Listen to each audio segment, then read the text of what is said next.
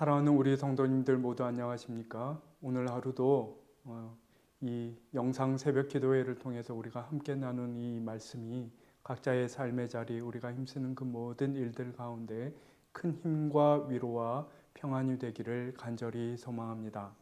오늘 저희가 함께 받는 하나님의 말씀은 시편 72편 1절에서 20절의 말씀입니다. 제가 하나님의 말씀을 받들어 읽겠습니다. 하나님이여, 주의 판단력을 왕에게 주시고 주의 공의를 왕의 아들에게 주소서. 그가 주의 백성을 공의로 재판하며 주의 가난한 자를 정의로 재판하리니 의로 말미암아 산들이 백성에게 평강을 주며 작은 산들도 그리하리로다. 그가 가난한 백성의 억울함을 풀어주며 궁핍한 자의 자손을 구원하며 압박하는 자를 꺾으리로다. 그들이 해가 있을 동안에도 주를 두려워하며 달이 있을 동안에도 대대로 그리하리로다.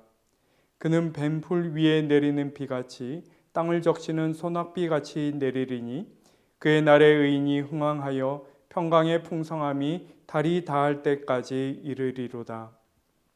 그가 바다에서부터 바다까지와 강에서부터 땅끝까지 다스리리니 광야에 사는 자는 그 앞에 굽히며 그의 원수들은 티끌을 핫을 것이며 타시스와 섬의 왕들이 조공을 바치며 스바와 시바 왕들이 예물을 드리리로다.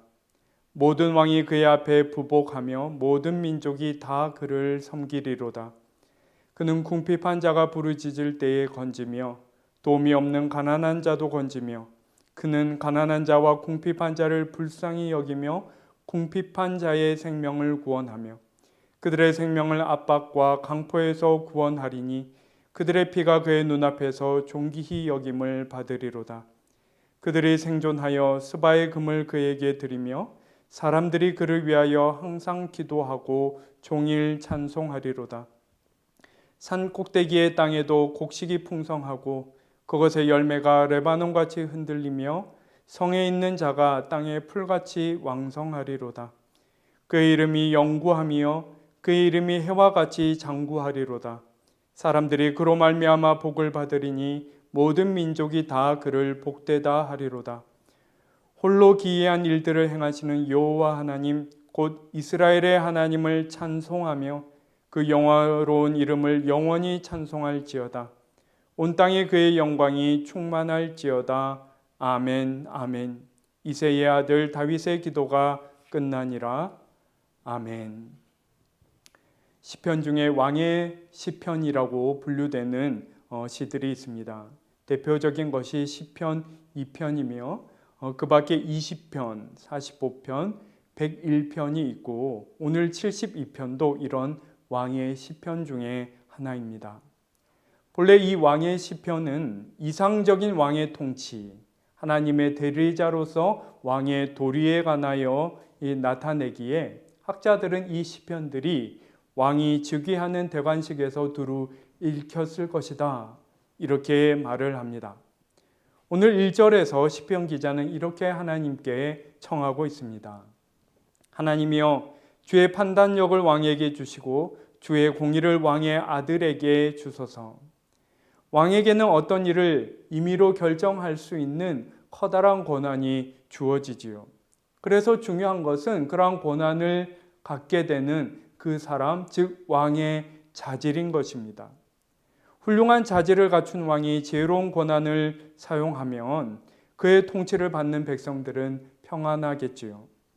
하지만 그렇지 못한 왕이 자신의 권한만 함부로 부리면 그의 영향력 아래에 있는 사람들은 고통받고 괴로울 수밖에 없는 것입니다. 이에 오늘 시편에서 하나님께 구하는 것이지요.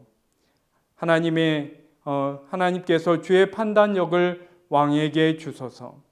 그의 왕권을 이어받는 아들에게는 주의 공의로우심을 드러내게 하소서.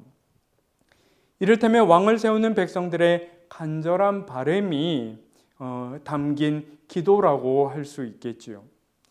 이 기도가 간절하였던 것은 아마도 현실 속에 이런 바람이 꺾이는 경우가 많기 때문이었을 것입니다.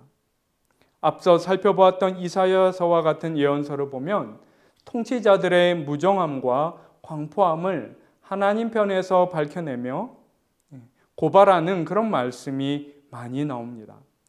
가장 좋은 것은 왕이 스스로 하나님 앞에서 삼가는 것이지요. 그 자신이 하나님 앞에 선 단독자로서 하나님 앞에 합당한 사람이 되고자 부단히 노력하고 자신에게 주어진 권한이 자신을 위한 것이 아닌 백성들을 위한 것으로 하나님으로부터 주어진 것을 마음에 새기며 기억하고 또 기억하는 것입니다. 그러나 다른 한편으로 오늘 시편이 묘사하는 왕적인 통치는 하나님이 오실 때에 비로소 완성될 그러한 이상적인 통치를 그리고 있는 것을 볼 수 있습니다. 계속해서 2절에서 4절을 보시면 왕이 공의와 정의로 가난한 자와 억울한 자를 두루 살피며 압도적인 권위로 그 반대자들을 제압하시는 것을 볼 수 있습니다. 그렇게 그 의로운 통치자의 그 의로움이 크고 작은 산들, 다시 말해서 그 나라 안에 있는 영토에 두루두루 퍼져나가는 것을 묘사하는 것이죠. 의로 말미암아 산들이 백성에게 평강을 주며 작은 산들도 그리하리로다. 또한 왕의 통치로 말미암아 평화가 임하기를 그는 뱀풀 위에 내리는 비같이 땅을 적시는 소낙비같이 내려서 의인이 흥왕하여 평강에 풍성한 것이 달이 다하도록 계속되리로다. 그러니까 해가 떠서 저물고 달이 뜨고 저무는, 그러니까 살아가는 그 모든 날들 가운데 그 평화로움이 가득 들었잖아요.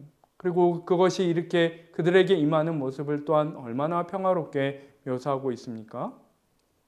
그리고 8절에서 11절을 보시면 이러한 통치가 나라의 국경을 넘어서 온 세상에까지 뻗어간다, 이렇게 말하고 있는 것을 볼 수 있습니다. 그가 바다에서부터 바다까지와 강에서부터 땅끝까지 다스리리니 모든 왕이 그의 앞에 엎드리며 모든 민족이 다 그를 섬기리로다. 여러분, 성경의 이 시편의 부제를 보시면 솔로몬의 시라고 되어 있고, 이 시편의 마지막 20절을 보시면 이새의 아들 다윗의 기도가 끝나니라, 이렇게 되어 있는데, 이것은 다윗 왕가의 시편 묶음 중에 이 시편은 그 마지막으로 솔로몬에게 속한 시편이다라는 그런 의미이겠지요. 여러분 아시는 것처럼 다윗이 허물 많은 인물이었음에도 불구하고 그가 귀하였던 것은 그가 하나님을 기억하는 왕이었기 때문입니다. 이를테면 그가 이 시편을 가까이 두고 늘 묵상하며 왕으로서 하나님의 기대에 부응하기 위해 애를 썼고, 동시에 명백하게 그러한 기대에 부응하지 못하는 것이 드러나는 때에도 그 자신을 향한 하나님의 통치하심을 기억하고 인정하며 또한 따르는 그런 사람이었던 것이지요. 왕만 알 법한 한 나라를 통치하는 일에 복잡하고 버거운 그것이 가져다주는 압박감 아래 하나님의 도우심과 하나님의 통치하심이 드러나기를 바라고 바랐던 사람이 바로 다윗이었던 것입니다. 여러분, 어떤 면에서 이상적인 통치를 바라며 한편으로 스스로를 삼가고 하나님을 향한 간절함이 깊어져 갔던 것은 왕뿐만 아니라 백성들 입장에서도 마찬가지라고 할 수 있습니다.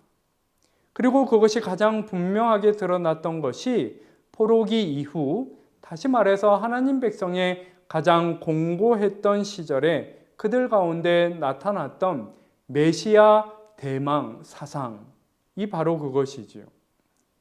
현실 세계에서 인간 편에서는 불가능해 보이는 이스라엘의 회복과 평안을 하나님 편에서 보내시는 평화의 왕과 그분의 통치를 통해 이루어지기를 간절히 바라는 그 갈망, 그 메시아 대망이 있었던 것입니다. 여러분 17절에서 19절을 보시면 이렇게 소망을 하나님께 둠이 어떻게 하나님의 백성의 마음에 힘이 되는지를 우리가 엿볼 수 있습니다. 17절부터 보시면 그의 이름이 영구하이며 그의 이름이 해와 같이 장구하리로다. 사람들이 그로 말미암아 복을 받으리니 모든 민족이 다 그를 복되다 하리로다. 홀로 기이한 일을 행하시는 여호와 하나님 곧 이스라엘의 하나님을 찬송하며 그 영화로운 이름을 영원히 찬송할지어다. 온 땅에 그의 영광이 충만할지어다. 아멘, 아멘.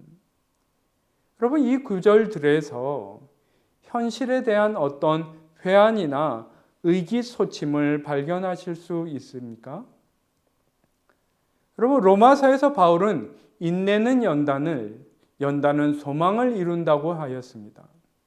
또한 히브리서 기자는 당대의 신앙 동료들에게 약속하신 이는 미쁘신 하나님이시니 우리가 믿는 바 소망에 흔들리지 말고 굳게 붙잡자 이렇게 권면하였습니다.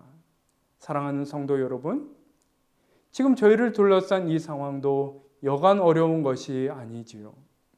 그러나 여러분, 우리도 주일마다 예배마다 주님이 가르쳐 주신 대로 주의 나라가 오게 하소서, 주의 뜻을 이루소서 하고 기도하지 않습니까? 옛적 이스라엘 백성들이 왕의 시편을 되뇌이며 자신들의 소망을 주님께 둠으로 자신들의 마음을 하나님 앞에서 지켜냈던 것처럼 오늘 우리도 이 말씀이 우리의 마음을 붙드시고 인도하시어 우리의 마음속에 그 모든 회항과 위축된 것과 의기소침한 것들을 물리치시고 소망과 기쁨으로 충만하게 하시기를 간절히 소망합니다. 기도드리겠습니다. 하나님 아버지, 때때로 눈앞의 문제가 너무나 커 보일 때면 우리의 마음이 그것에 온전히 압도된 나머지 그 가운데서 우리와 함께 하시는 그 하나님을 발견하지 못한 채 쉽게 마음을 놓치며 엎드러지는 경우가 많은 것을 주님 앞에 고백합니다.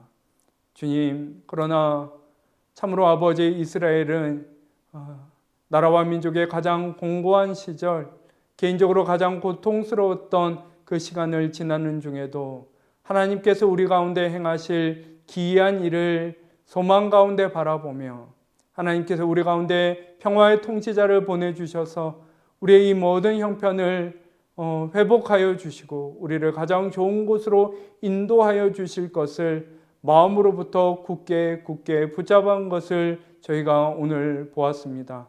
하나님, 저희도 주의 나라가 임하게 하옵소서, 주님의 뜻을 우리 가운데 이루어 주소서 기도하는 주의 백성들이오니 우리의 소망, 우리의 살아갈 힘과 이유 그리고 삶의 기쁨을 한 분 주님 안에서 찾는 저희들 되게 하여 주옵소서. 때때로 길을 잃어버리고 그 길 위에 엎드러진 것처럼 보일지라도 오늘 말씀이 비춰주시는 그 빛을 따라 주님의 인도하신 그대로 믿음으로 삶의 길 행하여 가는 저희 모두 되게 하여 주옵소서. 감사드리며 귀하신 예수 그리스도의 이름으로 기도하옵나이다. 아멘.